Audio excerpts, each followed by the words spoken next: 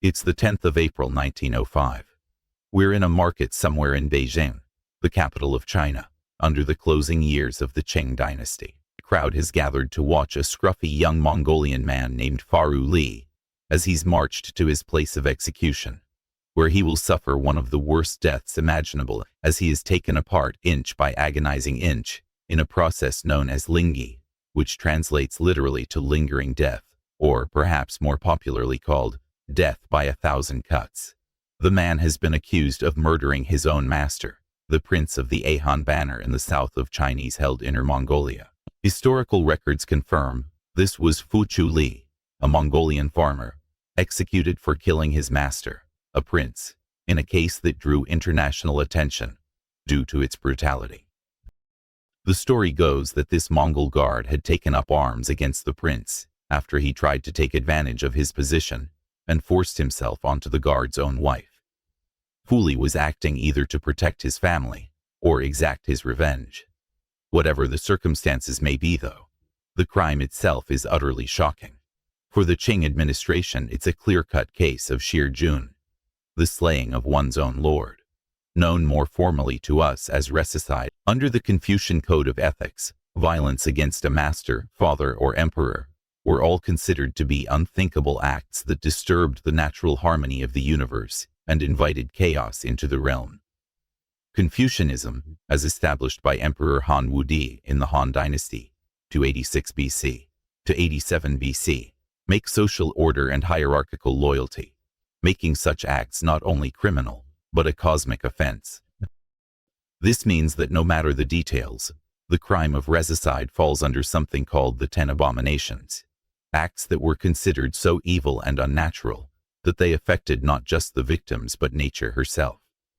The 10 abominations, formalized during the Tang Dynasty, included crimes like treason, patricide, and rebellion, deemed so heinous they warranted extreme punishment, without possibility of imperial pardon. And in Chinese law, someone found guilty of one of these 10 abominations would be subjected to the worst punishments available, and could not be pardoned or excused even by the emperor himself. For Fou-Tchou-Li, the consequences of murdering a superior were about to become very real. The Mongolian princes demanded that Fou-Tchou-Li be burned alive for his crime, but since the emperor at the time, Diong of Qing, found this form of torture too barbaric, it was switched out instead for Lingchi. However, Lingchi was considered so cruel and inhumane that it was actually slated to be banned within 2 weeks of Fou-Tchou-Li's death.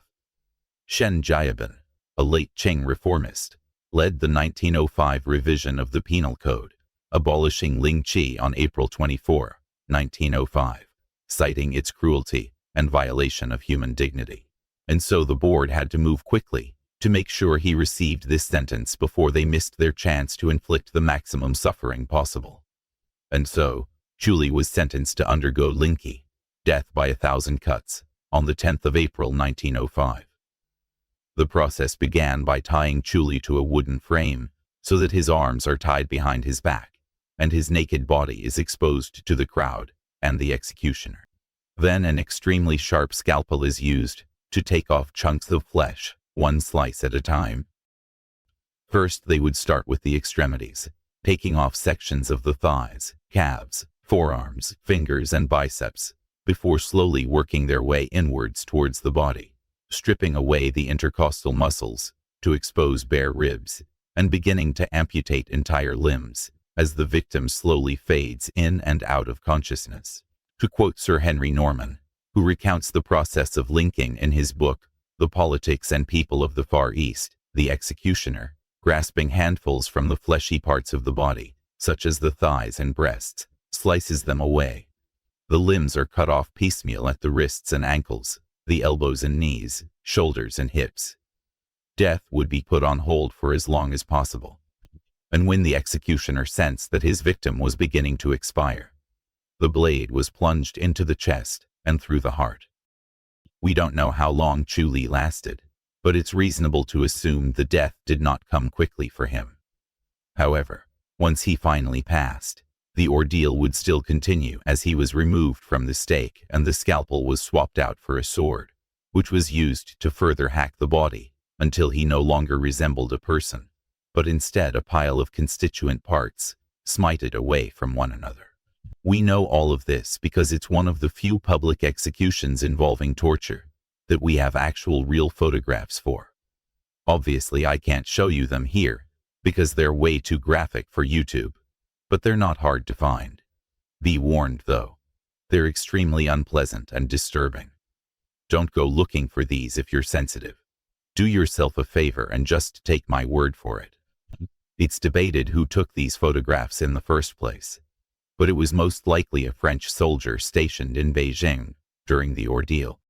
Photographs from 1904-1905, attributed to French soldiers, captured Lingchi executions, including Fou-Tchou-Li's, fueling Western outrage and contributing to its abolition. One thing that's not debated, though, is that these photographs shocked the international community, and to an extent they forever immortalized Lingchi as a barbaric form of torture from the Far East. However, all human civilizations have had their ways of inflicting cruelty on others, and despite the controversy this caused on the international stage, let's not forget that China was already scheduled to do away with this punishment, as we mentioned earlier. So on the 24th of April 1905, this abolition was made official, and Lingchi was banned as a form of execution. This meant that Fou-Li should have been the last ever case of someone being subjected to this end, and although he was the last official case, the horror would continue with one unconfirmed case involving a soldier in 1907, and some shaky accounts that Lingchi had been performed as late as the 1920s and 30s during China's turbulent. But even if Fou-Tchou-Li was the last, he certainly wasn't the first. Forms of Lingchi had been around in China since the earliest emperors, and some say it was used as early as the 9th century BC, but it wouldn't be codified as a legal punishment until the 7th century AD, under the Tang dynasty.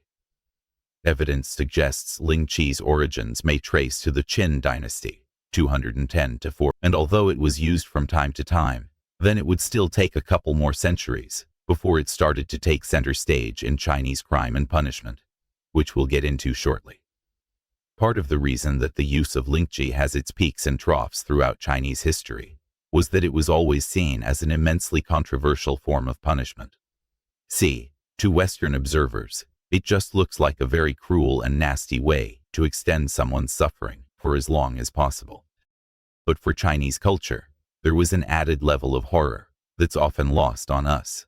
This is a bit of a simplification, but what Christianity is to Western thought, Confucianism is to Chinese thought.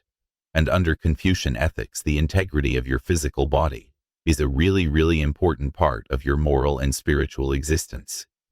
To quote Confucius directly, "The body, hair, and skin are received from one's parents. One must not injure or wound them. This is the beginning of filial piety." Confucian texts, such as those by Zunquang, 4th century BC, emphasize bodily integrity as a moral duty, making Lingchi's mutilation a profound spiritual violation. So, by subjecting someone to Lingchi, you're not just subjecting them to immense pain, but you're also turning them into something less than human. You're severing their connection to their ancestors and family by mutilating their body, and you're denying them access to the afterlife as a whole person, because now they're in little chunks.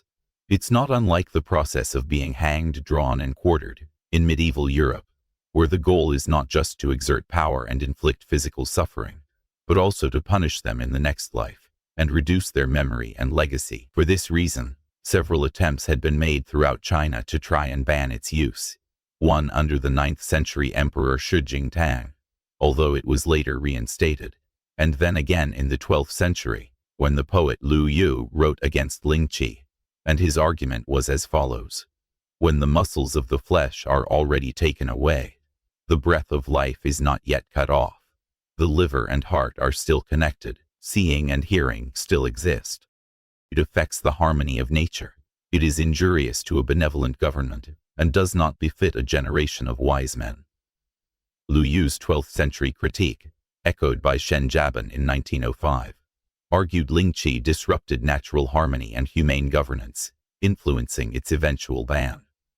However, try as these individuals might, the practice stuck around, and by the 15th and 16th centuries, it became a staple part of law and order within China. But the brutality of its use did vary, and scholars often disagree about just how savage the process actually was for the victim, since there was very little formalized detail on how it should be carried out. How bad it was really did just depend on the time, the place, and the crime. Some legal codes specify there should be 100 cuts before death arrived. Others say it must be 3,000, which seems a little high to me. And then of course we have lots of stories of the executioners taking bribes from the family of victims, and in exchange giving them absolutely monstrous doses of opium, or slitting them across the throat or heart first, in order to spare the victim unnecessary suffering. A man named George Ernst Morrison was actually able to write down an eyewitness account of Lingchi in the 19th century book, An Australian in China, in which he describes Lingchi in a way that is both better and worse than we might think. It's a bit long, but it's worth it. To quote, "The prisoner is tied to a rude cross, invariably deeply under the influence of opium. The executioner standing before him with a sharp sword makes 2 quick incisions above the eyebrows and draws down the portion of skin over each eye. Then he makes 2 more quick incisions across the breast, and in the next moment, he pierces the heart, and death is instantaneous." So the only thing the prisoner suffers in Morrison's account is having the skin from his own eyebrows pulled down over his face so he can't see. Anyway, Morrison continues, "Then he cuts the body into pieces, and the degradation consists in the fragmentary shape in which the prisoner has to appear in heaven." So whether or not the victim is alive for the most gruesome bit seems to be almost a secondary issue. It's the spiritual horror that really brings this all to life for the victims. But again, Lingchi changes depending on the circumstances, and there's no guarantee your mortal existence would end with any mercy shown. In a particularly grim case was that of a eunuch named Li Jun, who was accused of conspiring against the interests of the emperor in the 16th century. For his betrayal, he was sentenced to death by Lingchi, and his executioners pulled no punches. His death was reported to have lasted 3 days, and he endured a total of 3,300 separate cuts and incisions before finally succumbing on the stake, completely unrecognizable as his limbs, skin, flesh, and face had been methodically sliced off from his body, 1 single piece at a time. It's said that the local people harbored such a hatred towards Li Jun that when the execution was completed, they started bartering with the executioner, offering money in exchange for small strips of flesh, which they then ate with wine in order to further destroy his remains and express their anger at his betrayal of their emperor. Historical accounts from the Ming Dynasty, 1st Re. 681-644, corroborate such public participation in executions, reflecting communal outrage at crimes against the state. All of this leads us to the story that inspired me to make this video in the first place, an event known as the Palace Plot of Renyan Year. Now, every time I do a video on China, I have to take a second aside to say that Chinese history goes exceptionally hard, and this story is no exception. So, bear with me. It's worth it. It forever vindicates the immortal line that hell hath no fury like a woman scorned. And yes, it ends in Lingchi. Lots and lots of Lingchi. So, the story begins in the year 1542, with 4 people taking center stage. First, you've got the Emperor Yaoji and his primary wife, Empress Fang. Then, you've got 2 of the emperor's concubines, Duan and Ning. The Renyan Palace Plot, documented in Ming Dynasty records, whose obsession with alchemy and favoritism toward consort Duan, fueled by palace tension. Now, Emperor Yaoji can share a bed with any of these women, but he's particularly fond of Duan, and as a result both his wife Fang and his other concubine Ning start to get pretty jealous. It gets weirder though, because Yaoji happens to also be an aspiring alchemist, and he believes that a concoction called red lead will help him live to an unnaturally long age. The problem is that the primary ingredient in this elixir is the menstrual blood of young women. So in order to keep the supply of red lead, he collects a harem of young girls around 13 to 14 years old and has them restricted to a diet of just mulberry leaves and rainwater. Anything else and the elixir won't do its job. This predictably makes the girls really quite unwell, and before long they get sick of the diet and fed up of being used as human cattle for this depraved resource. Ming court records detail Jia Jing's alchemical pursuits, noting the harsh treatment of these girls, which sparked their rebellion. So we've got a bunch of young girls desperate to escape their torment, and personally angry with their emperor. Now, around this time, Emperor Yaoji and his concubine Ning start to have a bit of a fallout. And as a result, Ning starts going around the palace saying that Yaoji has lost the mandate of heaven and become bewitched by his favorite consort, Duan, who is in fact not a woman, but a fox spirit sent to enchant the emperor. This might sound like a bit of a lover's tiff, but telling people that Yaoji had lost the mandate of heaven meant that he no longer had divine authority to rule. She was literally telling people he wasn't fit to be emperor, and it was okay to dethrone him. Very naughty. Such accusations, as recorded in historical texts, were tantamount to treason, a 10 abominations crime, justifying severe punishment. But Yaoji keeps it cool and basically puts Ning on the naughty step by forcing her to go and cool off by hanging around with the harem of girls he was using to collect blood for his red lead potion. However, Ning does the opposite of cool down, and instead, she capitalizes on the hatred that these young girls have for the emperor and talks them into a plot to murder him. So one night, when the emperor was hanging out with his favorite consort, Duan, a group of these girls break into the chamber and overpower the emperor and start strangling him with a line of hemp. But the rope breaks before the job is done, and all they've managed to do is strangle him until he passes out. At this stage, one of the girls named Jiang Jinlang sees all this going down, realizes what's happening, and then runs to the emperor's wife, Empress Fang, and tells her that her husband is under attack by the girls and that he needs help. Empress Fang then rocks up to the chamber, has all the girls arrested, and then has her husband taken to safety. Now, even though the girls didn't manage to kill the emperor, he was left basically comatose, which meant that Empress Fang had the responsibility of finding out who was guilty and what their punishment should be. But instead of going through all the work of figuring out who the ringleaders actually were and why they did it, she just stuck the whole thing in the too-hard bin and had them all executed, including Jiang Jinlan, the one who came to alert the Empress in the first place. But the plot thickens. See, the Empress didn't just kill all the girls who conspired against her husband, but she also saw an opportunity to get rid of her love rival, the emperor's own favorite, Duan. And she did this on the basis that it happened in Duan's room, so Duan must have been guilty. All the girls involved were sentenced to death, and the method of execution was predictably Lingchi, and they had their remains hanged on meat hooks for all to see. 17 girls in total, nearly all under the age of adulthood, died in the most unspeakable way imaginable. Court annals confirm 16 girls and consort Duan were executed by Lingchi, with remains displayed publicly to deter further rebellion. But 3 days after all this, Emperor Yaoji wakes up from his coma, goes outside, and sees the meat hooks with all the victims arranged across them. And when he finds out his favorite lover had been murdered over all of this, he never forgives his wife for her bloodlust, and her plan to keep her husband to herself by having his lover murdered backfires massively. So massively, in fact, that 5 years later in 1547, a massive fire breaks out in the imperial palace.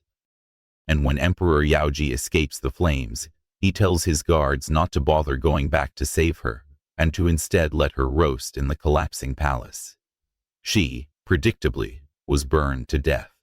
The 1547 palace fire, as noted in Ming records, claimed Empress Fang's life, with some sources suggesting Jia Jing's inaction reflected his resentment over Duan's execution.